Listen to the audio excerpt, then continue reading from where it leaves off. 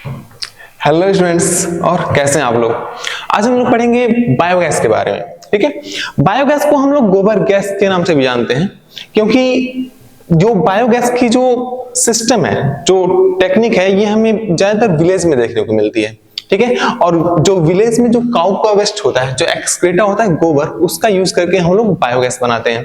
ठीक है, तो बात कर लेते हैं बायोगैस में। बायोगैस जो है कोई एक गैस नहीं होता है। ठीक है, बायोगैस बहुत सारे गैसेस का मिक्सचर है, जिसमें कौन कौन से गैस होते हैं, जिसमें मीथेन होता है। मीथेन जो कि 50 to 70% तक हो सकता है। ठीक है, और CO2 गैस होती है जो कि 30 to 40% तक हो सकती है। ठीक है, और इसमें ट्रेसेस में यानी लेस अमाउंट में H2, N2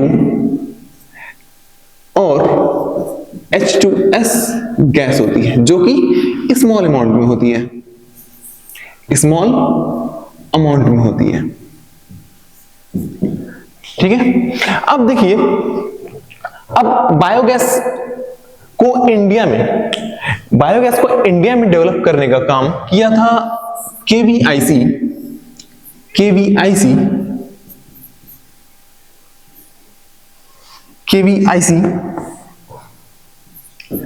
और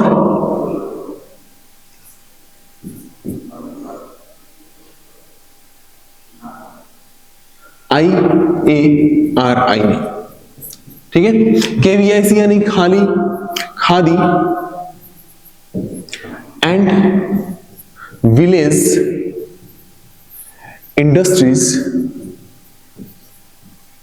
इंडस्ट्रीज कमीशन,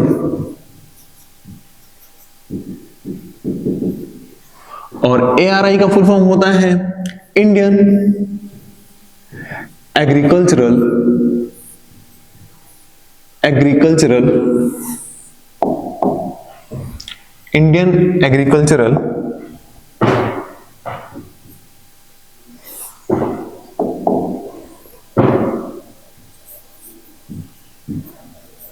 रिसर्च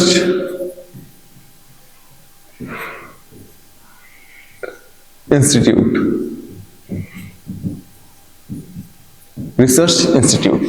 ठीक है, अब बायोगैस के फॉर्मेशन के लिए जो मेन बैक्टीरिया होता है, जो मेन माइक्रोब्स होता है, वो होता है मिथेनोबैक्टीरियम। ठीक है, मिथेनोबैक्टीरियम होता है, मिथेनोबैक्टीरियम।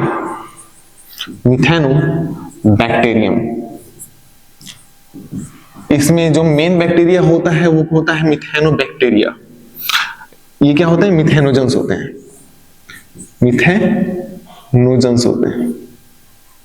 ठीक है, मिथेनोजन। इसमें क्या होता है, मिथेनोबैक्टीरियम, जो मेन माइक्रोब्स होता है बायोगैस फॉर्मेशन में।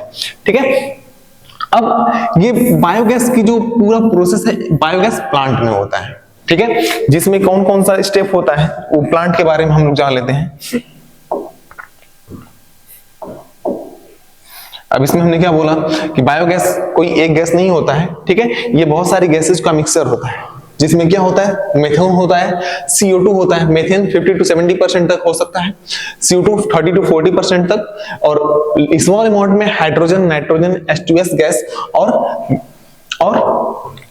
इसको बनाने के लिए, बायोगैस बनाने के लिए जो मेन बैक्टीरिया होता है या मेन माइक्रोब्स होता है, वो क्या होता है, मिथेनोबैक्टीरियम, जो कि एक क्या है, मिथेनोजन है। ठीक है, अब ये जो मिथेनोबैक्टीरियम है ना, ठीक है, जो मिथेनोजेंस हैं, ये मिलते हैं हमें कहां पे, रूमेन में मिलते हैं, रूमेन। ठीक है, रूमेन यानी जो काऊ का जो स्टमक होता है, स्टमक का ही एक पार्ट होता है रूमेन। ठीक है, इसी रूमेन में मिलते हैं मिथेनोबैक्टीरिया या मिथेनोजेंस मिलते हैं। ठीक है, वो क्या करते हैं, जो सेलुलोज होता है, सेलुलोज का डाइजेशन करने का काम करते हैं।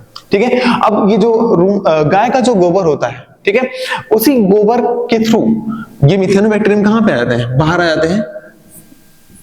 जाते हैं गोबर, डंग, काऊ डंग में, गोबर यानी काऊ डंग,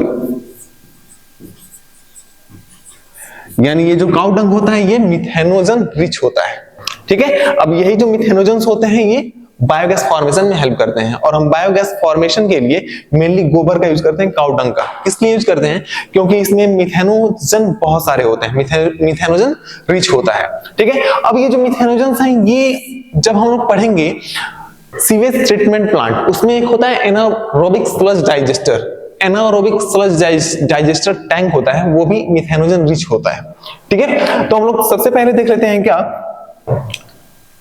हम लोग देख लेते हैं क्या गोबर गैस प्लांट कैसा होता है। ठीक है, या बायोगैस प्लांट कैसा होता है। ठीक है,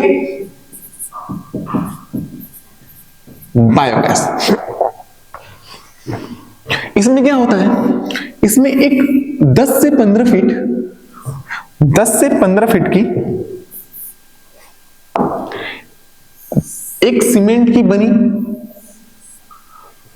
कंक्रीट सीमेंट की बनी टैंक होती है, जो कि कितने 10 से 15 फीट की होती है, 10 से 15 फीट की होती है, 10 से 15 फीट गहरी कंक्रीट की सीमेंट होती है।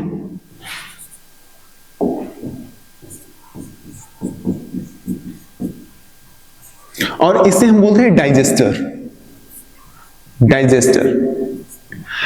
इसी डाइजेस्टर में जो वेस्ट मटेरियल होता है उसको डाला जाता है। अब उस वेस्ट मटेरियल को यहां तक कैसे पहुंचाया जाता है, एक होता है क्या, अब ये जो डाइजेस्टर होता है ये अंडरग्राउंड होता है, जो सीमेंट कंक्रीट सीमेंट का बना होता है।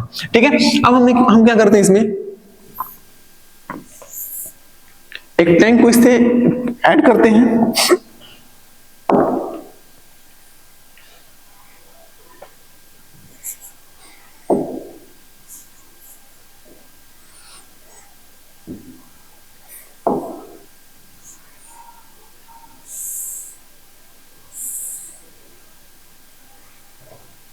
एक टैंक को हम इसे ऐड करेंगे। ठीक है, अब इस टैंक में हम लोग क्या डालते हैं, इस टैंक में हम लोग डालते हैं वेस्ट मटेरियल।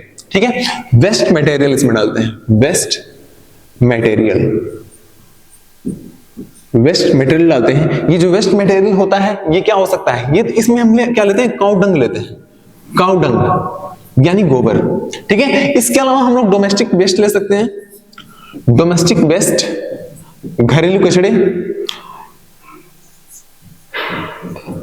जिसमें जो केवल बायोडिग्रेडेबल एलिमेंट्स लेते हैं, बायोडिग्रेडेबल मटेरियल लेते हैं, ना कि नॉन बायोडिग्रेडेबल मटेरियल लेते हैं। ठीक है, और क्या लेंगे, human faecal matter, human faecal, और इसके अलावा हम लोग कुछ खरपतवार होते हैं, कुछ वीड्स होते हैं, जैसे आइकॉर्निया, पिस्टिया, लेमना, ये सब भी हम ले सकते हैं। ठीक है, अब हम क्या करते हैं, अब इसको जब इन सब वेस्ट को जब इसमें डालते हैं तो इसके थ्रू ये वेस्ट कहां चले जाते हैं, डाइजेस्टर में चले जाते हैं। ठीक है, अब वेस्ट मटेरियल के साथ जो होता है H2O भी मिला होता है, इसको हम बोलते हैं स्लरी। इसको हम क्या नाम देते हैं, स्लरी।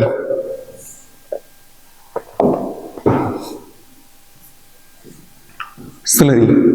ठीक है, अब हम ये स्लरी कहां भेजते हैं, डाइजेस्टर में भेजते हैं। ठीक है, अब इस डाइजेस्टर में जो बैक्टीरिया होते हैं, मिथेनोजेंस होते हैं, ठीक है, उसका क्या करेंगे, डिकम्पोजिशन करते हैं। ठीक है, जब डिकम्पोजिशन करेंगे तो क्या होगा, इससे गैसेस रिलीज होंगी। अब ये जब गैसेस जो रिलीज होती हैं, एक इसके ऊपर लगा होता है क्या,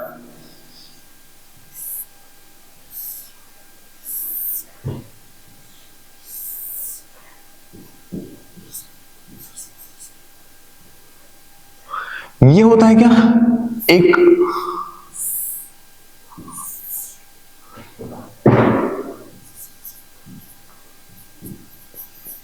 मेटालिक गैस होल्डर होता है, मेटालिक गैस होल्डर, जो कि फ्लोट करता रहता है, ये ऊपर नीचे होता रहेगा। ठीक है, जैसे जैसे यहाँ पे जो मटेरियल आया है, जो स्लरी आया है यहाँ पे डाइजेस्टर में, अब इसका जो बैक्टीरिया होंगे मिथेनोजेंस, इसका क्या करेंगे, डिकम्पोजिशन करेंगे।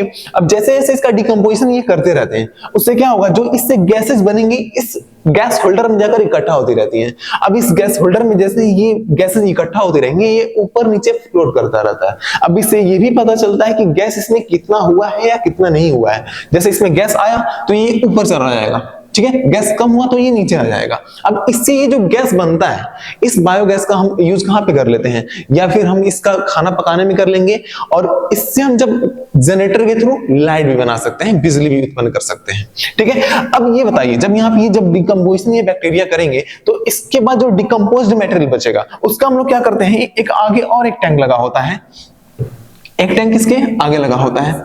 ठीक है,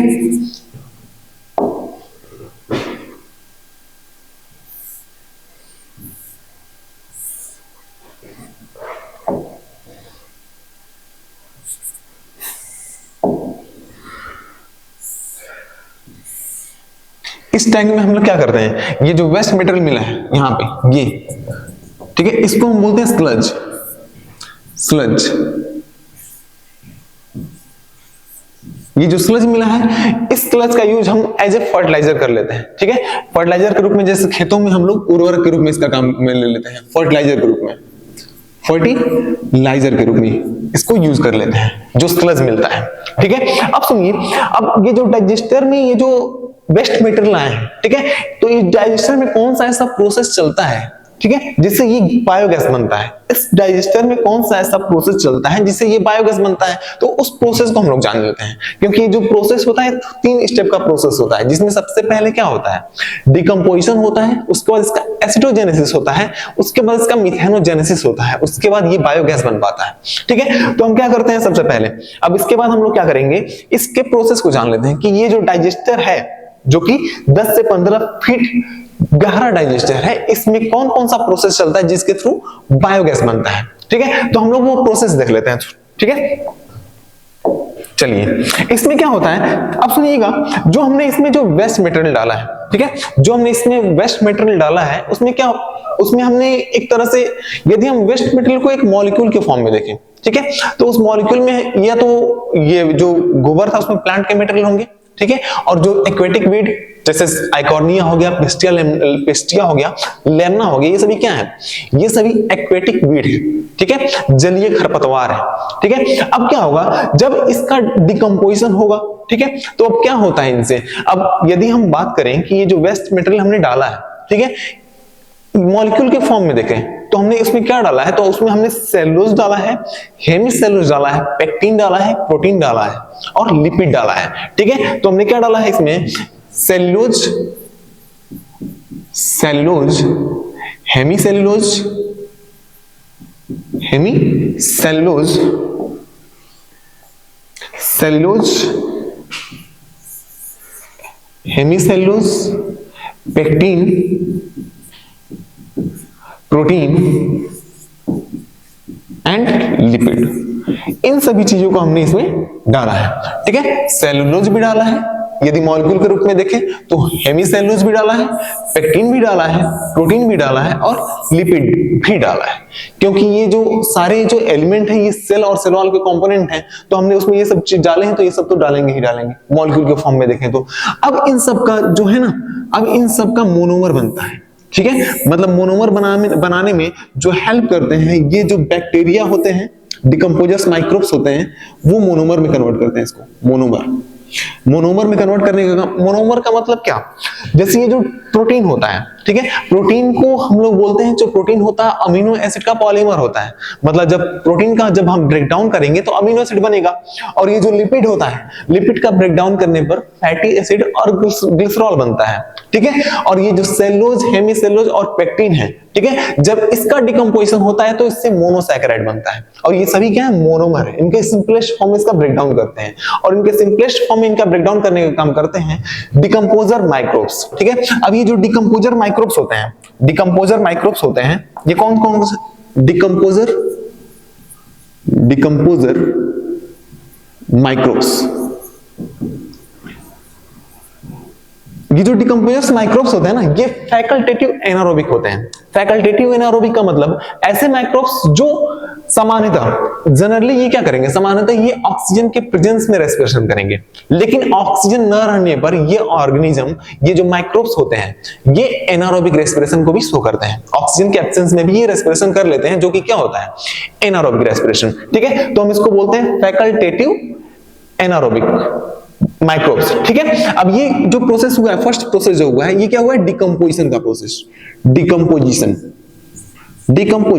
ये जो सारा मैं प्रोसेस बता रहा हूं ना, ये जो अपना जो डाइजेस्टर था 10 से 15 फीट का, उसमें ये सारे प्रोसेस चल रहे हैं, ठीक है। अब सुनिए, अब ये जो मोनोमर बना है, ठीक है, ये जो मोनोमर बना है, अब इसका होगा एसिडोजेनेसिस, जो इसमें फर्मेंटेटिव माइक्रोब्स होंगे, फर्मेंटेशन करने वाले जो माइक्रोब्स होंगे, ठीक है, इसका क्या करेंगे, इन मोनोमर्स का फर्मेंटेशन करेंगे, फर्मेंटेटिव माइक्रोब्स,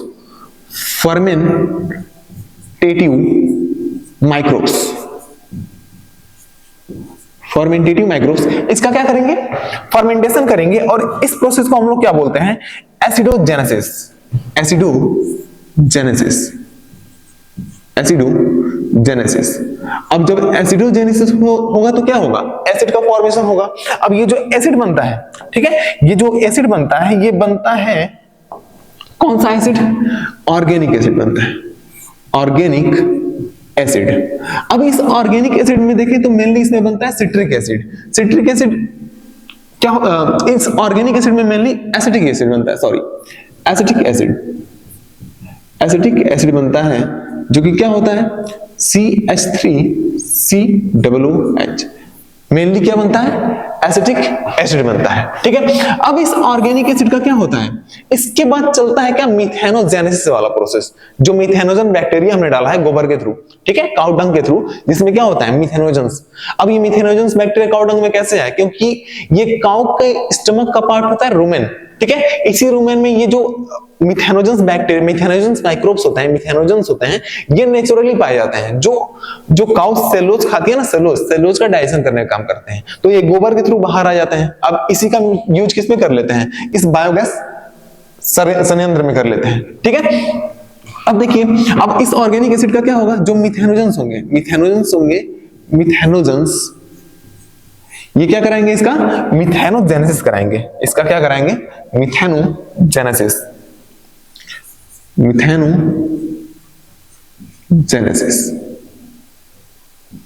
मिथेनोजेनेसिस कराएंगे, ठीक है। अब सुनिए, इसमें फर्स्ट स्टेप डिकम्पोजिशन चला, सेकंड एसिडोजेनेसिस और थर्ड स्टेप मिथेनोजेनेसिस, ठीक है। इस 3 स्टेप में ये प्रोसेस कंप्लीट होता है, ठीक है। अब जैसे ये मिथेनोजेंस अपना काम करेंगे तो उसके बाद क्या बनता है, इसका जो प्रोडक्ट होता है, मेन प्रोडक्ट क्या, बायोगैस। इसके फलस्वरूप क्या बनेगा, बायोगैस बनता है, ठीक है, बायोगैस। अब मैंने बोला था कि ये जो बायोगैस होता है, कोई एक गैस तो होता नहीं है, ये बायोगैस मिक्सचर ऑफ गैसेज होता है, ठीक है। अब ये जो बायोगैस है मिक्सचर ऑफ गैसेज होता है, मतलब हमने जितने तरह के इसमें कंपोनेंट डाले थे, इसमें जो हमने जो डाइजेस्टर था या फिर जो एक स्लरी था, ठीक है, वेस्ट मटेरियल था, उसमें जो हमने कंपोनेंट डाले थे उसके अकॉर्डिंग ये गैसेज निकलते हैं, ठीक है। तो हमने उसमें किसी एक तरह का कंपोनेंट तो लिया नहीं था, बहुत तरह के कंपोनेंट थे, तो ये गैसेज भी बहुत तरह के बनेंगे, केवल एक ही नहीं बनेगा, ठीक है। क्योंकि बायोगैस, मैंने बोला ना, बायोगैस में मिक्सचर ऑफ गैसेज होता है। अब इस गैसेज में किसका कौन कौन से गैसेज होते हैं उसकी बात कर लेते हैं। तो इन गैसेज में कौन कौन से गैस थे, पहला हमने क्या बोला था, मीथेन, और क्या था, CO2 था, और क्या था, H2 था, और क्या था, N2 था, और क्या था, हाइड्रोजन सल्फाइड था, H2S था। और यही क्या बनते हैं, मिक्सचर ऑफ गैसेज। अब ये जो गैसेज बनता है किसमें जाकर इकट्ठा होता है, जो हमने ऊपर बना रखा था metallic holder, metallic gas holder, उसमें जाकर ये गैस इकट्ठा होगा और हम उसको बाहर निकाल लेते हैं। और वो जो बायोगैस होता है उसका हम यूज खाना पकाने में कर लेते हैं, या फिर जनरेटर चलाकर उससे इलेक्ट्रिसिटी बना लेते हैं, ठीक है। उसके बाद जो वेस्ट मटेरियल बचता है आफ्टर डिकम्पोजिशन, उस वेस्ट मटेरियल का यूज हम कहां पे कर लेते हैं, एक फर्टिलाइजर के रूप में खेतों में कर लेते हैं, ठीक है, उर्वरक के रूप में, खाद के रूप में यूज में डाल लेते हैं, ठीक है। बस बायोगैस में इतना ही। Thank you.